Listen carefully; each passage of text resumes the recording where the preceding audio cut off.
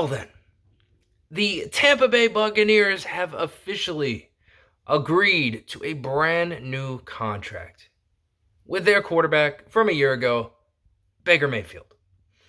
And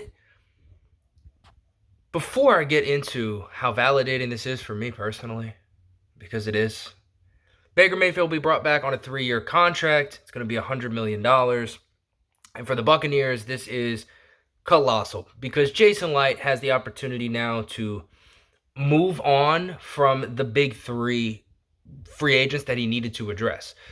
Mike Evans, Baker Mayfield, Antoine Winfield Jr. heading into this offseason, massive names that needed to be dealt with immediately or the offseason was not going to be a success. All three have been dealt with. All three will be coming back at least for one more season in Tampa Bay. Job well done. Jason Licht, bravo. Immaculate. For the Buccaneers, this means now let's move forward with second-level offseason priorities, right? Guys like Lavonte David need to be re-signed. While it shouldn't be difficult to get a deal done with Lavonte David, they've kind of been doing short-term deals for a few years. They have a long history together. That shouldn't be difficult, but it does need to get done. Potentially extending a guy like Tristan Wirfs. Something, again, it might not be difficult, but does need to get done, right? Also, Chase McLaughlin, coming off a tremendous season last year.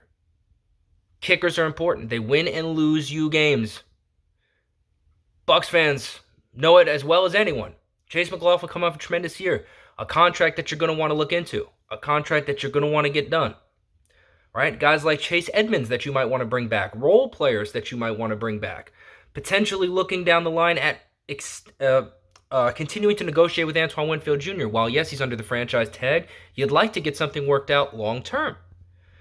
Second-level priorities can now be addressed as main-level priorities because the top three have been dealt with. So bravo, Jason Licht. That's what's next for the Tampa Bay Buccaneers. It keeps the Buccaneers in a spot now where they don't have to prove through the rest of their offseason moves that they're in a win-now, contend for the playoffs and a championship mode.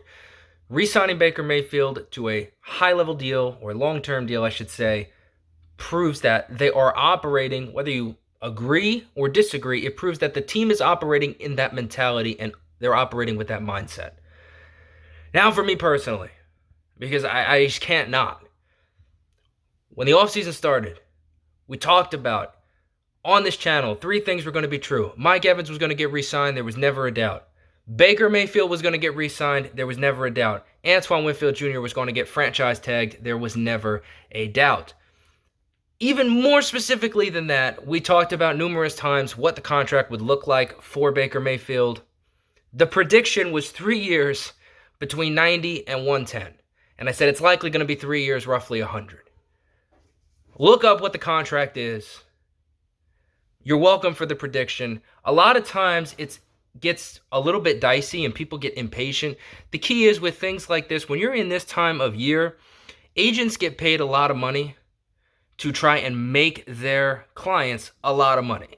So there were a lot of reports and a lot of headlines all over the place talking about interest from other teams and how Baker Mayfield might not be a Buccaneer for long.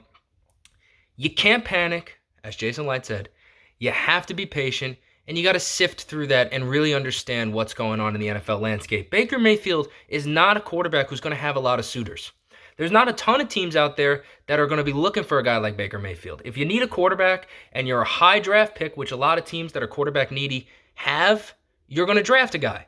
And if you're not one of those teams that has a high draft pick but does need a quarterback, Baker Mayfield is not necessarily by default the kind of quarterback you want to get. And the reason is Baker Mayfield costs money, right? Russell Wilson, much cheaper. A guy like Justin Fields, potentially you could trade for Justin Fields, and yes, he does cost you an asset, but Justin Fields, much younger. People look at him and say Justin Fields has more potential. Baker Mayfield, an expensive investment. So it had to be a situation where it makes sense for Baker Mayfield because he wasn't going to go to a team that had no future, nothing around him. Baker Mayfield has played for bad teams in the past. It's important that he's on a team where he can showcase his skills because otherwise he's not going to get another chance. This is Baker Mayfield's last stop as a starter if he doesn't continue to prove himself. He will not get another. and it had to make sense for the team. We're not bringing in a quarterback on a $100 million contract just to be okay. We need to bring in a quarterback on a $100 million contract to compete for the playoffs, to potentially win a division, which means we need a team that's ready to win, yet doesn't have a quarterback, and we feel confident that a guy who isn't necessarily a top 5 quarterback in the league, which I don't think anybody would argue Baker Mayfield is, we need to feel confident that we can bring in a guy at $100 million who's not a top 5 guy to our team, and he can make that team ready to win. Looking at the landscape of the league, I did not think at the start of the offseason there were a lot of teams that would be interested in Baker Mayfield. We had the report that the Vikings were interested. Then we had the report that the Vikings were not interested and that the original report was incorrect. I think that really just stymied a lot of the leverage Baker Mayfield had over the Bucs. I do think the Atlanta Falcons would have been an interesting team for Baker Mayfield, because I do look at the Falcons as a team that has a lot of potential. I don't know that they're a quarterback away, but they do have a solid roster. They do have skill position players who are capable, and they don't have a quarterback. So for the Falcons, Baker Mayfield may have made sense. Still, even with that being said, it's a lot of commitment. $100 million is a lot of commitment if you don't think you're right there on the cusp. And the Buccaneers, whether you or I agree with this, the Buccaneers have shown through their actions this offseason they are operating as if they're on the cusp. They believe they're on the cusp. Re-signing Mike Evans to a big high-paying contract, though it's not the most long-term. Re-signing Baker Mayfield, franchise tagging Antoine Winfield Jr. Those are the moves of a team that feels as though they are on the cusp of something. Buccaneers get it done. Of course, it's bravo to Jason Light. Jason Light really had if I had one on, would be off for Jason Light, Mike Greenberg and company in that front office.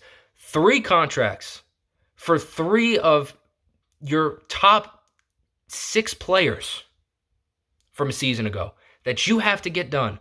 All 3 players taken care of before free agency ever even starts. That is magnificent management, fantastic negotiating skills. All the credit goes to the Buccaneers for getting it done. All of the deals relatively team-friendly. Didn't overpay for Baker Mayfield. Didn't really overpay for Mike Evans. Originally, it seemed like Mike Evans made a lot of money. You look at the details a little bit more, fine-tuned or fine-tooth comb over them, and Mike Evans didn't get the best deal. Good deal for the Bucs. Jason Light and Baker Mayfield came to a pretty fair deal for both parties. Baker Mayfield getting a lot of money, right? Potentially more than he could have got on the open market. But for the Buccaneers, you're getting a guy that you believe is a franchise quarterback for 3 years, $100 million. That's well beneath what other franchise quarterbacks make. So Baker Mayfield will be a Buccaneer. And the Buccaneers have taken care of their top 3 priorities in free agency heading into the offseason. Next up, guys like Levante David, guys like Chase McLaughlin. We'll see how the Buccaneers shift their focus moving forward. I'm curious, though, what's your take? Baker Mayfield is a Buccaneer. You love it? You hate it? Do you like the contract? Where do you stand?